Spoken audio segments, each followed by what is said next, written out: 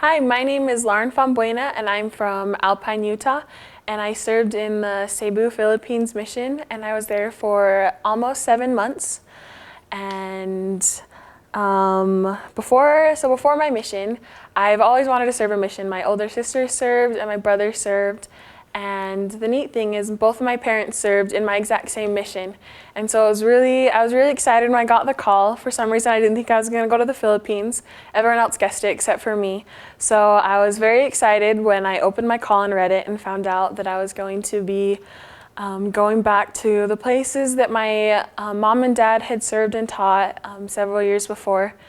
And I always knew that I was going to go, and I was super excited when President Monson's announcement came that the age change was lowered, because that meant I'd be able to go sooner.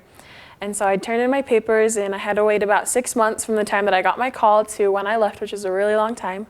But I got out to the field, and I absolutely loved it. I loved the people there. They were the nicest people ever.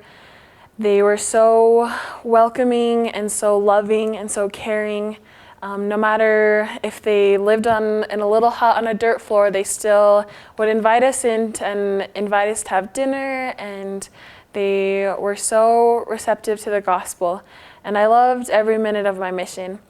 It was hard, and I had been there just about 3 months when a major earthquake hit my area.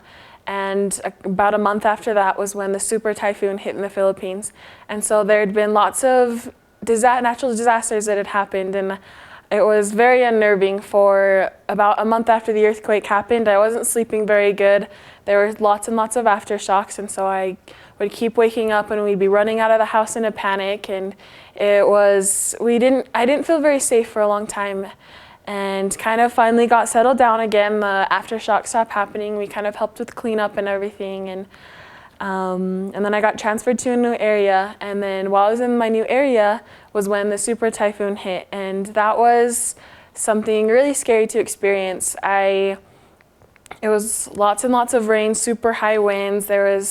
Luckily my area wasn't hit as hard as the Tacloban mission was. But we still had damage, and it was very unnerving. And shortly after that was kind of when my health started to decline. I wasn't sleeping very good. I wasn't eating, wasn't getting the proper nutrition, and for the first time in my life, I was feeling severe anxiety, and anxiety, and kind of with that came depression, and it became the perfect storm to just become too much to handle. I was stressed about the language, and I was training at the time after I'd only been out for 3 transfers.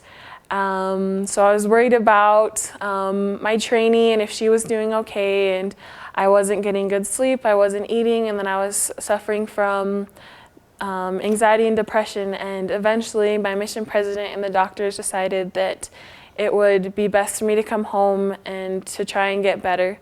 And so after serving for a period of 7 months, I came home just right before Christmas.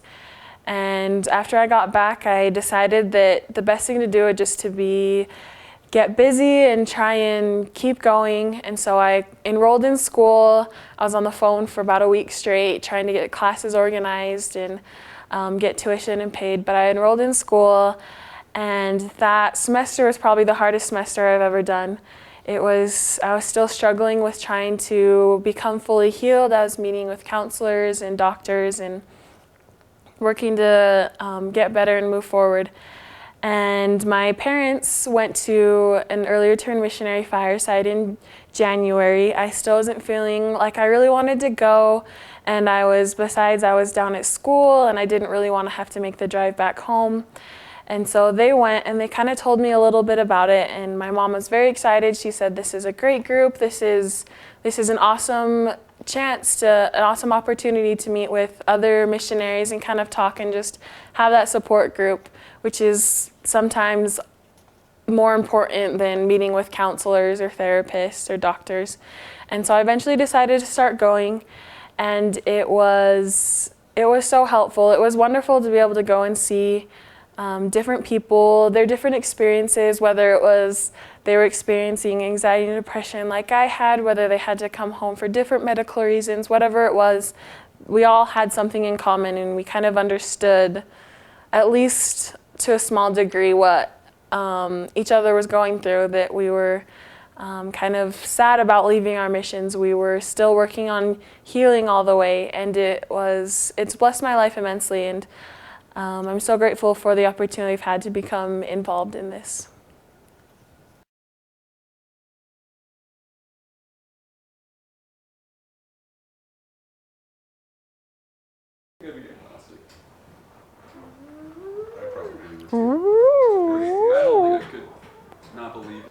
If you're happy and you know it, clap your hands.